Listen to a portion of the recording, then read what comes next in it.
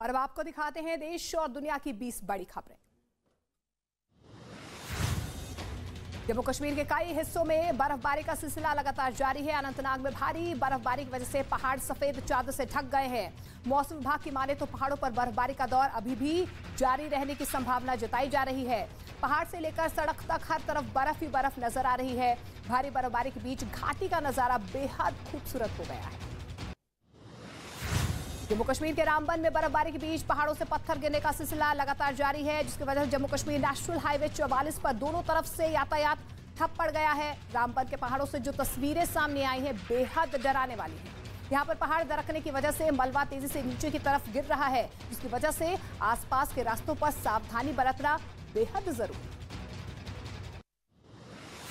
पहाड़ों पर हो रही बर्फबारी से घाटी गुलजार हो। कृषि से हर दिन, हर महीने, हर साल, इतना ही नहीं आपके रिटायरमेंट के लिए भी पैसे कमाना है, फिर देरी किस बात की। फ्रीडम ऐप को अब भी डाउनलोड कीजिए। हो गई है यहाँ पर लगातार हो रही बर्फबारी से, जहाँ पर एक तरफ पर्यटकों के लिए आकर्षण का केंद्र बना हुआ है, वहीं बर्फबारी की वजह से तापमान में भारी गिरावट दर्ज की जा रही है।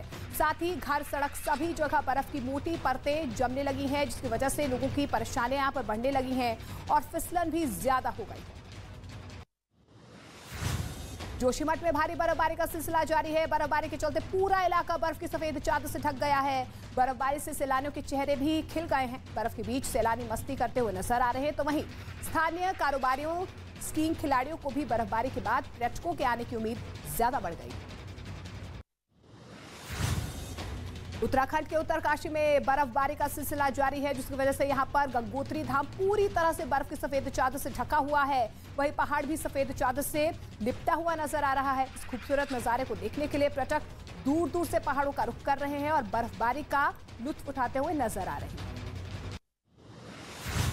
उत्तराखंड के टिहरी की पर्यटन नगरी धनौल्टी में बर्फबारी का सिलसिला लगातार जारी है। यहाँ पर पर्यटक दूर दूर से परिवार के साथ बर्फबारी का आनंद लेने पहुंच रहे हैं। हालांकि बर्फबारी की वजह से तापमान में गिरावट आई है और पहाड़ी इलाकों से लेकर मैदानी इलाकों तक ठंड बढ़ गई है। साथ ही बर्फबारी के बाद सड़कों पर फिसलन भी बढ़ने लगी है।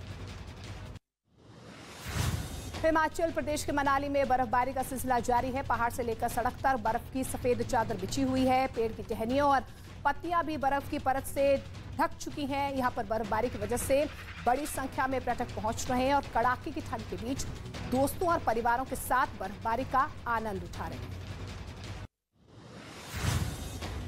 जम्मू कश्मीर के गुलमर्ग में बर्फबारी के बीच पर्यटक पहुंच रहे हैं और बर्फबारी का लुत्फ उठा रहे हैं। बच्चे बड़े सब बर्फबारी के बीच मस्ती करते हुए नजर आ रहे हैं। इस बीच प्रशासन सड़कों से मशीन के जरिए बर्फ हटाने का काम कर रही है, क्योंकि बर्फ गिरने की वजह से फिसलन बढ़ गई है, जिससे गाड़ियां धीमी रफ्तार से आगे चल रही हैं।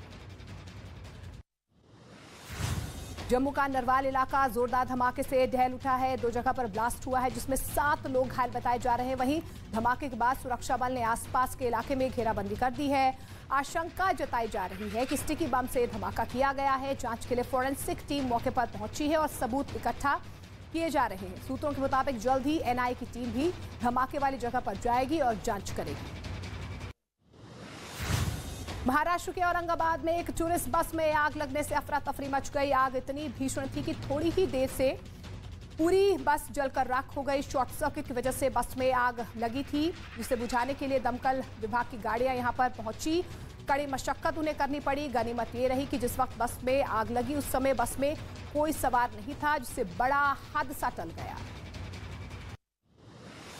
दिल्ली के कनॉट प्लेस में आग लगने से अफरा तफरी मच गई। एक होटल में आग लगी थी, जिसके बाद दमकल विभाग को इसकी जानकारी दी गई। आनन फानन में दमकल कर्मी मौके पर पहुंचे और आग बुझाने में जुट गए। इस बीच इमारत से काला धुआं उठता नजर आया। गनीमत ये रही कि आग की वजह से कोई नुकसान नहीं हुआ है। वक्त रहते आग पर काबू पा लिया गया। पंजाब के जालंधर में कार और मोटरसाइकिल के बीच भीषण टक्कर हो गई, जिसमें 3 लोग गंभीर रूप से जख्मी हो गए। घटना का सीसीटीवी वीडियो सामने आया है, जिसमें एक मोटरसाइकिल सवार कार से टकराता हुआ नजर आ रहा है, जबकि इसी वक्त दूसरा मोटरसाइकिल सवार एक खंबे से टकरा गया। बताया जा रहा है कि 2 मोटरसाइकिल पर सवार लड़के आपस में रेस लगा रहे थे, जिसकी वजह से हादसा हो गया। मध्य प्रदेश के इंदौर में तेल से भरा टैंकर संतुलन बिगड़ने से पलट गया, जिसके बाद आसपास टैंकर से तेल बहकर गिरने लगा और एक खबर मिलते ही लोगों के बीच होड़ मच गई। लोग अपने घरों से बाल्टी डिब्बे लेकर मौके पर पहुंचे और तेल भरने लगे। थोड़ी देर बाद जब पुलिस यहां पर पहुंची तब लोगों को हटाया गया। बताया जा रहा है कि राजगढ़ की ओर से आ रहा ये ट्रक था जब यह हादसा हुआ।